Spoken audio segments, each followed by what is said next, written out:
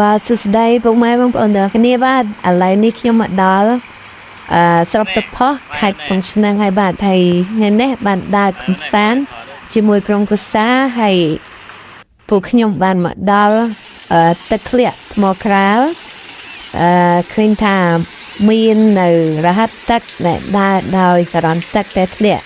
មកពីលើកំពូលភ្នំអរ៉ាល់ឃើញថាអូពិតជាស្រស់ស្អាតខ្លាំងណាស់បងប្អូនបើសិនជាមានឱកាសបងប្អូនអាចមកទស្សនាម្ដងនៅក្នុងខេត្តកំពង់ឆ្នាំងយើងនេះគឺមានតំបន់កំសាន្តទឹកធ្លាក់ជាច្រើនស្ថិតនៅតំបន់ថ្មក្រាលនេះពិតជាមានទេសភាពស្រស់ស្អាតខ្លាំងណាស់ហើយបងប្អូនអាចមកទស្សនាបាននៅថ្ងៃឈប់សម្រាកក៏ដូចជា